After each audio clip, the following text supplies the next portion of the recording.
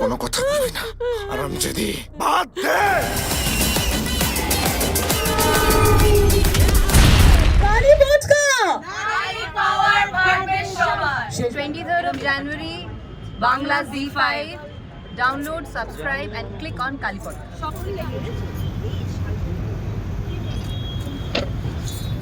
Team, Victor, Gusha, Shomo, Dia, Joey, and everybody else for backing this show. with 4 Kali Potka standing next to me.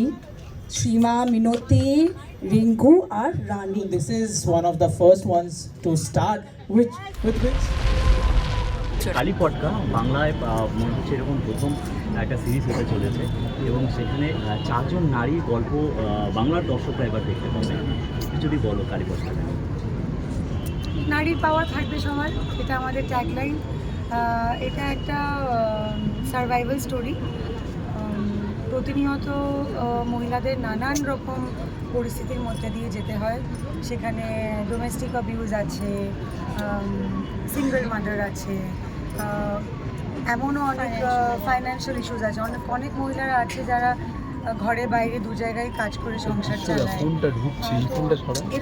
এরকম নানান দিক উঠে এসছে এই শোটাতে। এবং আমরা কিভাবে চারজন আমাদের চরিত্রগুলো কিভাবে ক্রাইসিসটা আমরা হ্যান্ডেল করি, সেটাকে কী করে আমরা আমাদের অ্যাডভান্টেজে ব্যবহার করি এবং সেখান থেকে আমরা কি করে জিতে ফিরি। মানে এটা তো আর কোনো ম্যাচ নয় যে জিতে আমরা ট্রফি পাবো, কিন্তু আমাদের জীবনে আমাদের ট্রফিটা হচ্ছে যে আমাদের ছেলে মেয়েদের জন্য, আমাদের সংসারের জন্য আমরা একটু ভালো কিছু করতে পারবো। আমরা আমাদের যে ছোটো ছোটো স্বপ্নগুলো সেগুলো আমরা পূরণ করার একটা রাস্তা বের করতে পারবো। আমরা আর একটু ভালো থাকবো। আমাদের কাছে আমার ট্রফি মানে এগুলোই, আমাদের চরিত্রগুলো যেখান থেকে উঠে এসছে। এবং এরম চরিত্র আমরা আমাদের আশেপাশে সবসময় দেখতে পাই। আমরা হয়তো ঠিক তাদের ওপর ফোকাস করি না বা তাদের জীবনযাপনটা নিয়ে হয়তো আমরা ভাবি না, কিন্তু আমরা দেখতে পাই। তো আমার খুবই পছন্দের এই কাজটা। আর আমরা চারজনই বস্তিতে থাকা এমন নারী চরিত্রদের নিয়ে কাজ করেছি এবং আমার মনে হয় আমাদের শ্রেয়া হয়তো তাও একটু অন্যরকম ছবিতে কাজ করে বলে হয়তো একটু এক্সপেরিমেন্ট করার সুযোগ পায়। কিন্তু শ্রুতি আর আমি আমাদের যেরকম দেখতে বা আমাদের যে একটা নিজস্ব সফিস্টিকেশন আছে সেটার জন্য আমাদেরকে কেউ এরকম একটা চরিত্রে কেউ কাস্টই করবে না। তো আমার 25 বছরের ক্যারিয়ারে এরকম একটা চরিত্র আমি প্রথমবার পেয়েছি, সেই জন্য আমি জান প্রাণ লাগিয়ে দিয়েছি। আমি আশা করি মানুষের ভালো লাগবে। তুমি বললে এরকম একটা চরিত্র প্রথমবার পেয়েছো এবং সেই জায়গায় দাঁড়িয়ে তো এই চরিত্রগুলো তো কোথাও না প্রত্যেকেরই তো চেনা চরিত্র, বিভিন্ন জায়গায় আমরা দেখে থাকি। সে গ্রাম হোক শহর হোক, সবসময় নারীরা যেভাবে বঞ্চিত শিকার হয়ে থাকে। তো প্রথম চরিত্রটা যখন পেলে প্রস্তুতিটা কীরকম ছিল? আমি খুব ট্যালেন্টেড, তো আমার ওরকমভাবে আস্তে করে প্রস্তুতি নিতে হয় না। আমি খুব অবজারভেন্ট আমার ব্যক্তিগত জীবনে। আমি আমার আশেপাশের সমস্ত চরিত্ররাই যাদের আমি আশেপাশে দেখতে পাই, সেটা আমি কোথাও খেতে গেলে, আমি কোথাও বেড়াতে গেলে, আমি কোথাও কেনাকাটা করতে গেলে, আমি রাস্তায় বেরোলে, আমি খুব পুঙ্খানুপুঙ্খভাবে তাদেরকে আমি অবজার্ভ করি যে তাদের কথা বলা কেমন, তাদের হাঁটে চলা কেমন, তারা যাদের সঙ্গে তারা বেরিয়েছে তাদের সঙ্গে তারা কীরমভাবে মিশছে।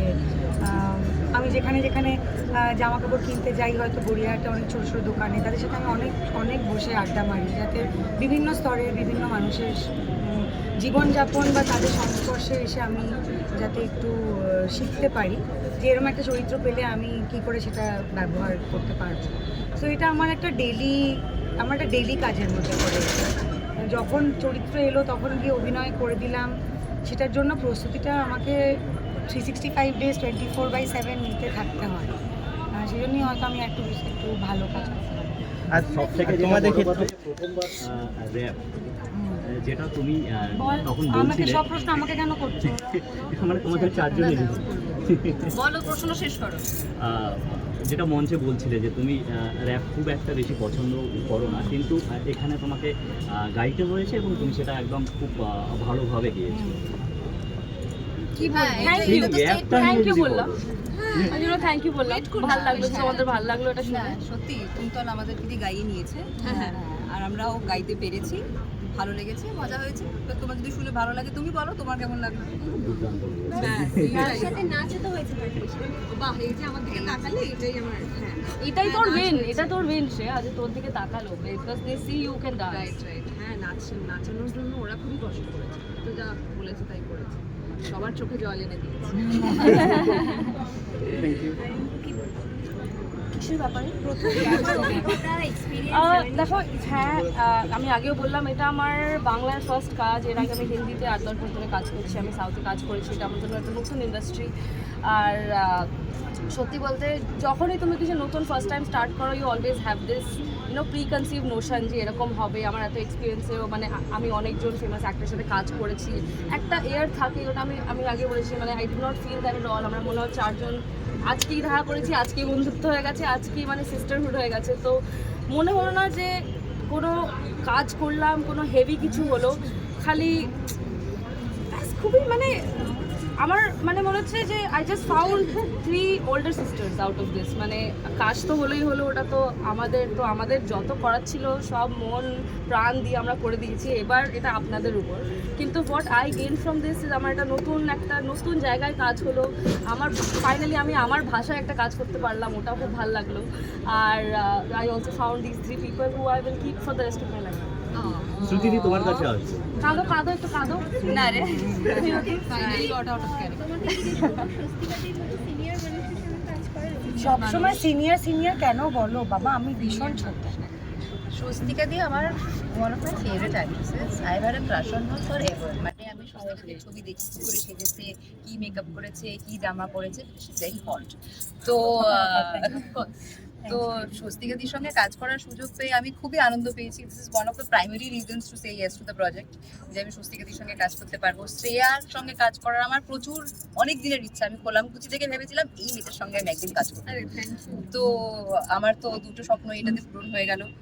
প্লাস যেটা স্বস্তিকাদি বললো যে এই ধরনের যে চরিত্র, যে বস্তিতে থাকে বা টোটো চালায় বা এই ধরনের রুটের যে চরিত্রগুলো হয়, কেউ দেয় না, জানো কেউ ভাবেই না, এদের নিয়ে খুব একটা কাজও হয় না, আর হ্যাঁ। হলেও সেগুলো আমাদের কাছে আসে না, কেউ ভাবে না। স্বপ্ন দুঃস্বপ্নেও ভাববো না। যে এটা যে এলো, অভিরূপ যে আমাকে অফার করলো, আমি বলেছি হ্যাঁ, মানে এটার কোনো there is no other way। হ্যাঁ, আমাকেও অভিরূপ বলেছিল যে তোমার এরকম একটা চরিত্র ট্যানারিতে কাজ করে, বস্তিতে থাকে, আর আমি ভাবছিলাম যদি একটু তোমার চুলটা যদি একটুখানি পাকানো যায়। আমি যে পুরো চুল পাকিয়ে নিই, জাস্ট বলো কি করতে হবে, জাস্ট বলো কি চাই তোমার, বলো, আমি লাফিয়ে চলে যাবো। একদম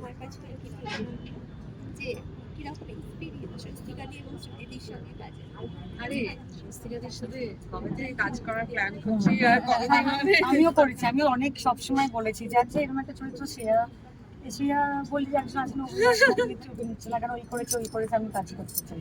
মানে obviously কি না চাইবে to work with her. And also শুটির সাথে আমার কথা হয়েছে অনেকদিন ধরে। আমরা মানে we were friends on social media, so we had planned যে কবে দেখা হবে, কবে কাজ হবে and all, but finally হলো, and we also met her. Yes, Yes. Himika. Yes, so তিনটের সাথে একটা ফ্রি।